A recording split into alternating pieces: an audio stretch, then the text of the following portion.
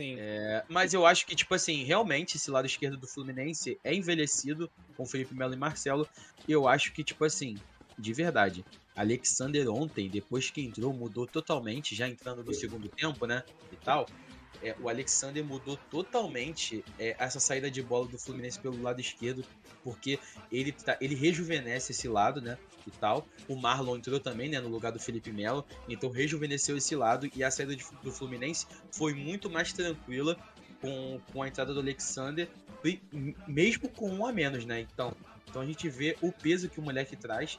E por mais que essa escalação do Diniz foi uma escalação que deu certo, né? Contra o Olímpia e tal, esse 4-1-3-2, ele deu certo com o Olímpia, tanto no primeiro jogo quanto no segundo jogo, essa escalação muito ofensiva. Eu acho que às vezes vale a pena você começar com o Alexander e no segundo tempo entrar com o Ganso, porque de verdade, cara, esse moleque tá jogando muita bola ao lado Muito, do muito. André, muita bola ao lado do André, e ele é um moleque que pra mim, com o Marcelo em campo, ele se torna essencial, porque ele que é o pulmão do Marcelo, né? Acaba sendo o terceiro pulmão ali. Tem 3 pulmões o moleque, porque corre o campo todo, se dedica muito, né? E acaba recompondo defensivamente quando o Marcelo cai pelo meio, faz aquela função ali de camisa 8, como se fosse um Tony Kroos no Real Madrid. Sim. Então, eu acho que ele é essencial para o Marcelo. Ele é essencial para o time todo jogar bem e principalmente o Marcelo, porque faz Fala, diretor. E isso pode até causar pro treinador adversário uma dúvida, né? Porque assim, se você tem o Ganso ali por aquela faixa, óbvio que ele não joga mais ou menos ali, mas o Alexander acaba ocupando aquilo lá. Mas se você tem o Ganso no meio campo, você sabe que ele não vai fazer a lateral se precisar. Verdade. O Alexander, assim, se o Marcelo subir, o treinador adversário sabe que vai ter alguém ocupando aquele espaço ali, então não vai poder jogar um ponta pra ocupar aquele espaço, pra aproveitar aquele espaço. Então eu acho que pro Diniz na volta lá no Beira-Rio, eu acho que o ideal seria já começar com o Alexander. Exato. Perfeito. E, ó, Pode falar. pode falar. Eu só ia terminar de ler os comentários. E tipo assim, a partir dessa expulsão, né? Ele tirou. O Diniz veio pro segundo tempo, ele tirou o Felipe Melo, tirou o Ganso, tirou o John Kennedy, entrou com Marlon, Alexander e Guga. E aí, tipo assim, o Fluminense, ele encaixou a marcação, jogou no 4-4-1 e deixou o Cano isolado no ataque, mesmo assim ele voltava, né? E aí, o que acontece? Eu acho que a partir das substituições, as substituições deram outra nuance pro jogo. Porque o Diniz mexeu muito bem e, na minha opinião, o Kudê mexeu muito mal, cara, de verdade. Porque ele tirou o Johnny por precaução e colocou o Rômulo. Só que tirou todo o ataque do Inter, porque o Johnny, por mais que seja um volante, ele é um volante construtor. E aí ele se apresentava muito bem um ataque ali do lado do Arangues, sabe? Então, tipo, tirou ele, quer dizer, acabou tirando o Johnny, tirou também o Alan Patrick, e aí, tipo, perdeu criação o Inter. E com isso, o Fluminense voltou a ter confiança, não se acovardou. Eita, caraca! Calma aí. Covarde, acovardou. Beleza, agora foi. Não se acovardou e continuou marcando, né, em bloco ali, pressão. E saiu o segundo gol de uma pressão do Arias, novamente do René, né? Uhum. O Arias explorou muito o René, de verdade. E aí gerou o escanteio, gol do Germancano, deixaram o Nino sozinho. Pô, impressionante. Cara, isso foi bizarro, Não, mas... porque não pode deixar um jogador como o Nino, que é fortíssimo na bola aérea ofensiva, sozinho. E, cara, o Cano é absurdo, né, mano? Ele acha um gol ali de gênio da grande área, irmão. 11 gols em 10 jogos na Libertadores. Gênio da grande área aí, que é só aqueles centroavantes que são diferenciados, acertam e acham chutes como esse, né? Não, e tipo assim, se você pegar o lance pra ver, o replay e tal, o Cano, ele nem olha pro gol, tá ligado? Pra você ver o quanto, tipo assim, quanta noção de espaço, ele sabe onde ele tá sem ele ver. Porque ele só chuta pro gol, ele não olha pro gol, ele só vira dando a chicotada, bate no gol e é um golaço. E, tipo, ele chuta sem ver, sem olhar pro gol pra ver pra onde o gol tava. Ele tem um senso de direção, um senso de posicionamento que é bizarro, pô. O cara chuta sem olhar e meteu um golaço, entendeu? Surpreendendo todo mundo porque ele tava sem posição ali. Ele deu meio que um voleio, né? Um meio voleio ali, né? Com uma perna só. De uma maneira que, pô, poucos jogadores... De verdade, poucos jogadores finalizam daquela maneira, de verdade. Aham. E, cara, Muito a bom, gente... Falando um pouco do segundo tempo, como você falou desse lance do Fluminense, a gente chegou lá. O segundo tempo começa com o Inter pressionando, teve as alterações, e aí o Inter faz um gol anulado, falamos isso também, só que depois encontra o gol, aí sim que vai o do Alan Patrick, que tá fazendo um bom jogo. O René e o Alan Patrick estavam jogando bem.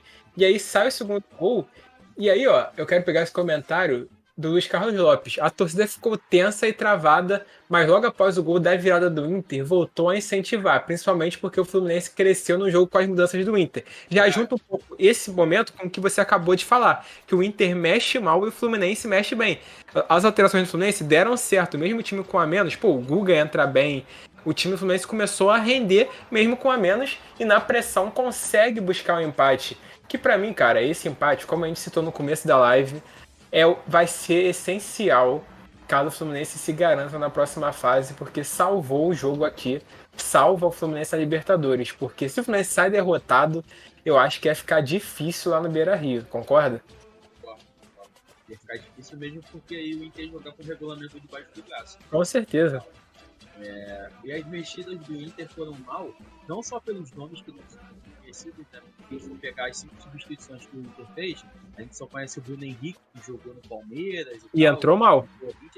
Que entrou mal, né? E o Dalbert também, que alguns conhecem, e entrou mal também, tá ligado? Então, tipo, foi literalmente isso. O Inter mexeu mal, os jogadores que não entraram respondendo a expectativa criada pelo treinador. E os jogadores do Fluminense, a gente sabe que o Fluminense não tem um elenco recheado, mas vem se reforçando a cada temporada que passa, né? E os jogadores têm a plena confiança do Fernando Diniz, sabem o que fazer quando entram no jogo. E, filho, basicamente isso. O Fluminense conseguiu empate, conseguiu correr atrás mesmo com um a menos, tá com aquele gostinho de vitória dada a devida circunstância e tal, e o jogo tá totalmente aberto. Tá aberto. Totalmente aberto. Ah, mas o Inter às vezes paçoca em casa, entrega algumas em casa. Alguns dizem que o Inter é muito forte em casa, eliminou o River Plate com a força de sua torcida, isso aí é inegável.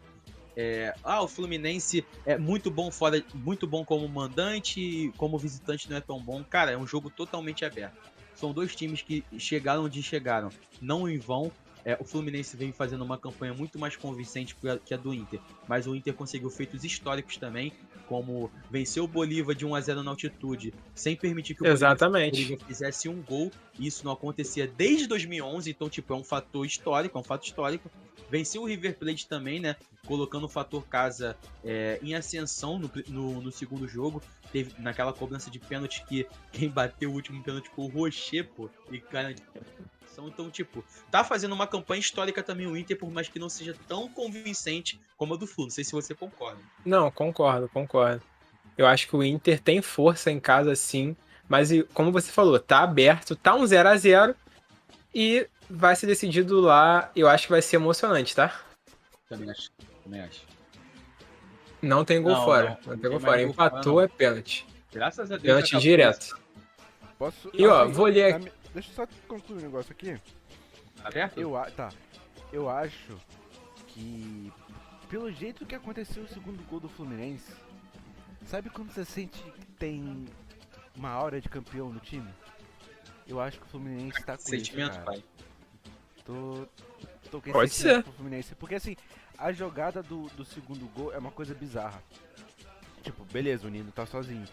Mas, pô, o jeito que a bola vem pro Cano e ele vira, sabe? Pô, a bola tá vindo... Tem que olhar, mano. A bola tá indo em direção ao gol, já começa assim. Tipo, não tava tão forte, não foi aí aquele cabeceio, né, que sai igual um tiro.